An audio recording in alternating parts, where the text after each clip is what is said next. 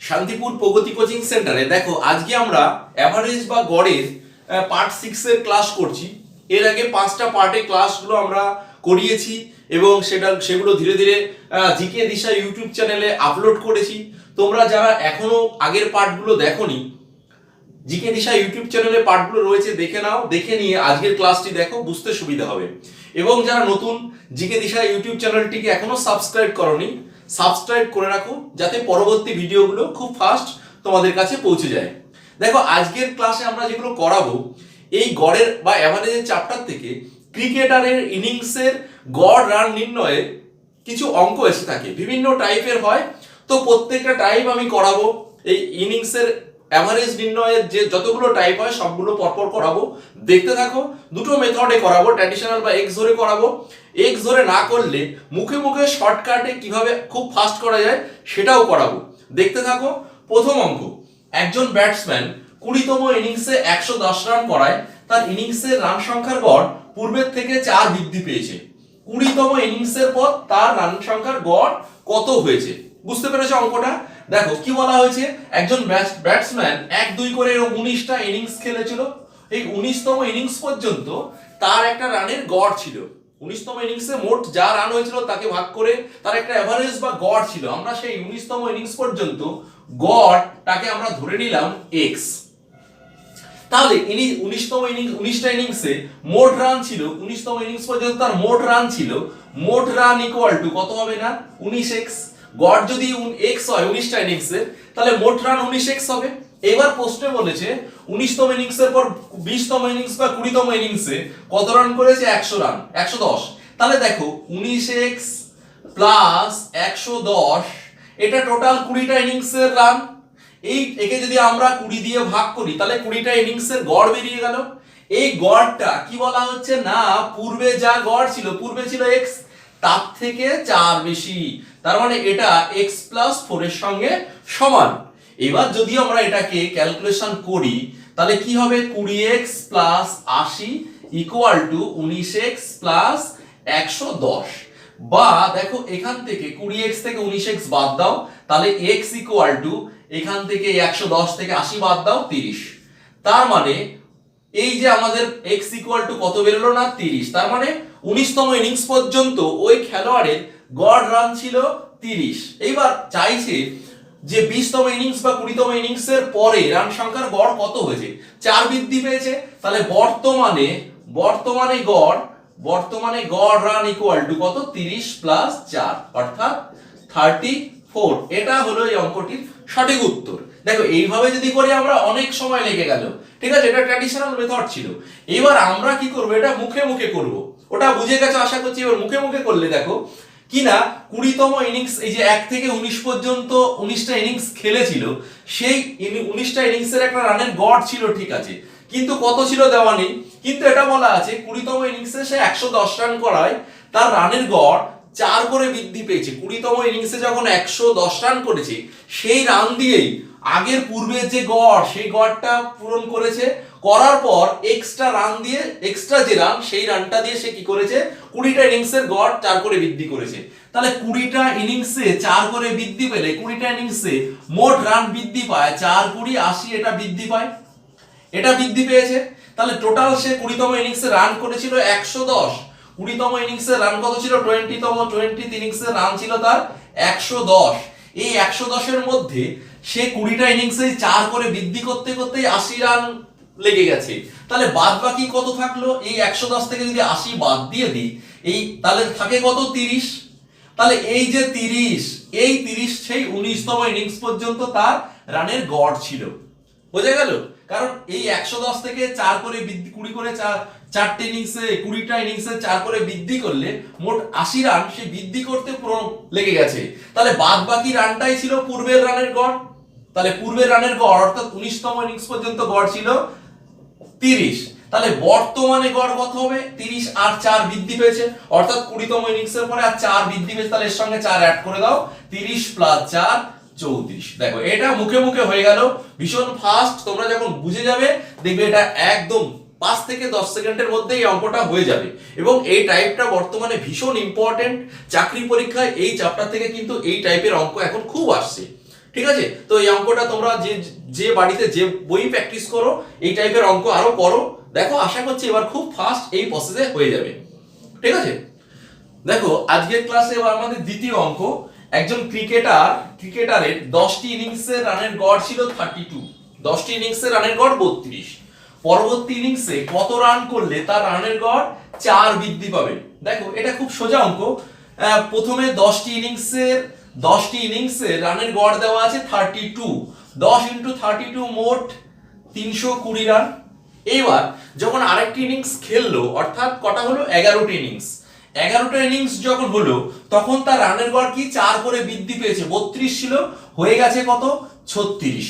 32 ছিল পূর্বে, 11টা ইনিংস খেললো যখন তখন রানের গড় 4 বৃদ্ধি পেয়েছে মানে 36 হলো। তাহলে এবার 36 দিয়ে 11 কে গুণ করো, 6 11 66, 6 হাতে 6 3 11 33 আর 6 396। এইবার তাহলে 11তম ইনিংসে কত রান করেছিল না এটা মাইনাস করে দিলেই হয়ে গেল। দেখো 6 7 76।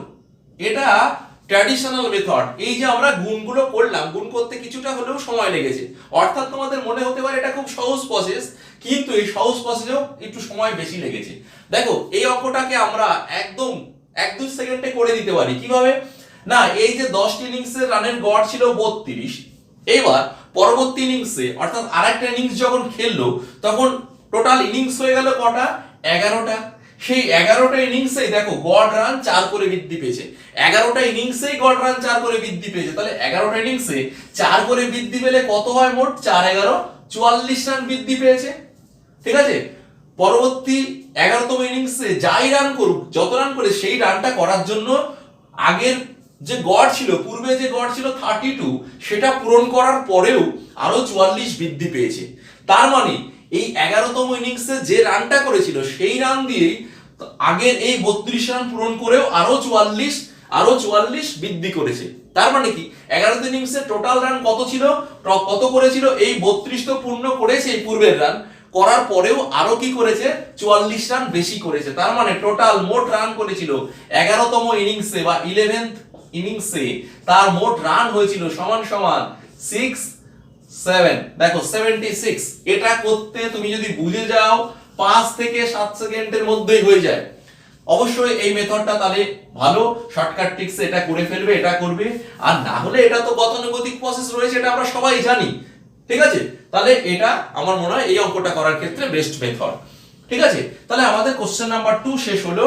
এবার আমরা কোশ্চেন নাম্বার 3 সলভ করব। কোশ্চেন নাম্বার 3 চলে আসি আমরা কোশ্চেন নাম্বার 3 তে। দেখো কোশ্চেন নাম্বার 3 কি বলা হয়েছে। কোশ্চেন নাম্বার 3, একজন ব্যাটসম্যান 12তম ইনিংসে 90 রান করায় তার রানের গড় পূর্বাপেক্ষা 5 হ্রাস পায়। আমরা 1 নম্বর অঙ্কে যে অঙ্কটা করেছিলাম সেরকমই একটা বিপরীত অঙ্ক, ওটাই বৃদ্ধি পেয়েছিল, ওটাই হ্রাস পেয়েছে। তাহলে 12তম ইনিংসের পর তার রানের গড় কত হয়েছিল। দেখো এখানে প্রথমে একজন ব্যাটসম্যান 12তম ইনিংসে 90 রান করেছে, তাহলে 12তম ইনিংসের আগে সে তো 11টা ইনিংস খেলেছে, তাহলে সেই 11টা ইনিংসে 1 2 করে 11টা ইনিংস খেলেছে। এই 11টা ইনিংসে তার তো রানের একটা গড় ছিল, 11টা ইনিংসে রানের গড় যদি আমরা x ধরে নিই তাহলে মোট রান কত হবে, 11টা ইনিংসে মোট রান 11x, তাই না? 11টা ইনিংসের প্রত্যেকটা ইনিংসে যদি গড়ে x রান করে তাহলে 11টা ইনিংসের মোট রান 11x।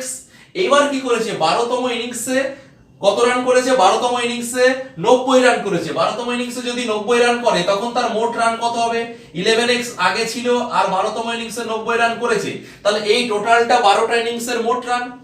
তো 12টা ইনিংসের মোট রান যদি এটা হয় তাহলে আমরা যদি একে 12 দিয়ে ভাগ করি তাহলে গড় বেরিয়ে গেল 12টা ইনিংসের।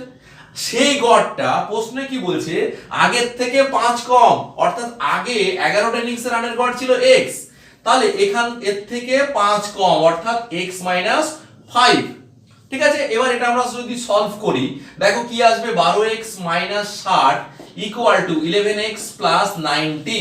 এবার x গুলো একদিকে নিলে x = এগুলো একদিকে নিলে দেখো 150 হয়ে যাবে, 90, এটা ওপাশে গিয়ে প্লাস হবে। তার মানে কি 11টা ইনিংসে তার রানের গড় ছিল x, যেটার মান বের হলো 150। এবার বলা হয়েছে এখানে প্রশ্নে কি চাইছে যে 12তম ইনিংসে অর্থাৎ 11তম ইনিংসের পরে 12তম ইনিংসের পর তার রানের গড় কত হয়েছিল। সেই 12তম ইনিংস থেকে তার রানের গড় কি 5 কমে গেছিল। তাহলে 12তম ইনিংসে রানের গড় যদি 5 কমে যায় তাহলে 12th ইনিংসের পরে তার রানের গড় হয়েছিল এখান থেকে 5 কম অর্থাৎ 145। এটা আমার এই কোশ্চেনের উত্তর। যদি পূর্বের গড় চাইতো তাহলে 150 এখানেই শেষ উত্তর, কিন্তু পূর্বের গড় তো চাইনি, 12তম ইনিংসের পরে চাইছে যেটা 5 কমে গেছিল। তাহলে 5 কমে এখন রানের গড় 145। এটা হলো ট্র্যাডিশনাল মেথড, এটা অনেক বড় হয়ে যায়। যারা আইসিডিএস এর মেন পরীক্ষা দেবে তারা এইভাবে এক্সোরে করলে করতে পারো, কিন্তু আমরা শর্টকাট ট্রিক্সে দেখো এটা করব, ভীষণ ফাস্ট হয়ে যাবে। 12তম ইনিংসে 90 রান করায় রানের গড় 5 বৃদ্ধি পেয়েছে, 5 হ্রাস পেয়েছে। তাহলে কি 12টা ইনিংসেই তো 5 করে হ্রাস পেয়েছে। তাহলে মোট হ্রাস পেয়েছে কত? 5 বরং 60। 90 রান করার পরও 60 রান শর্ট পড়ে গেছে। তার মানে কি 90 রান করার পরও যদি 60 শর্ট পড়ে যায়, তার মানে পূর্বে রান মোট রান কত ছিল? আরো 90 বেশি ছিল, 90 করেছে, তারপরেও 60 শর্ট পড়ে গেছে। তাহলে পূর্বে রানের রান গড় কত ছিল? 0 9 8 6 50, 150 পূর্বে ছিল, এটা পূর্বে অর্থাৎ 11th ইনিংস পর্যন্ত রানের গড় ছিল আমার 150। চাইছে এখানে বর্তমানে রানের গড় কত? তাহলে বর্তমানে 5 কমে গেছে, তাহলে 5 মাইনাস করে দাও 145। এটা আমার বর্তমানে রানের গড়, তাহলে এটা হচ্ছে সঠিক অ্যান্সার। ঠিক আছে, যেটা ওখানে আমরা এক্সোরেও বের করে দেখিয়েছিলাম। তাহলে এইভাবে দেখো এই ইনিংস সংক্রান্ত গড়ের অঙ্ক খুব ফাস্ট আমরা এইভাবে মুখে মুখে করে ফেলতে পারি 4 থেকে 5 সেকেন্ডের মধ্যে। ঠিক আছে, এইভাবে তোমরা জিকে দিশা ইউটিউব চ্যানেল দেখতে থাকো, এটা নতুন চ্যানেল। আশা করছি এইভাবে যদি তোমরা ভিডিওগুলো দেখতে থাকো, সামনের পরীক্ষাগুলোতে তোমাদের ভীষণ তোমাদের চাকরির পরীক্ষার প্রস্তুতিতে অনেকটাই সহায়ক হবে। ঠিক আছে, আমরা অঙ্কগুলোকে সেইভাবে সেটিং করছি। সাধারণত বিগত বিভিন্ন পরীক্ষার কি ধরনের প্রশ্ন আসছে সেই দিকে খেয়াল রেখে কি ধরনের প্রশ্ন আসতে পারে সেই ধরনের প্রশ্ন কালেক্ট করে তোমাদের সমাধান করিয়ে শর্টকাট ট্রিক্স, ডেসক্রিপটিভ মেথড প্রয়োজন হলে করে দেখিয়ে দিচ্ছি। তোমরা দেখতে থাকো, আশা করছি তোমাদের এটা ভীষণ সহায়ক হবে।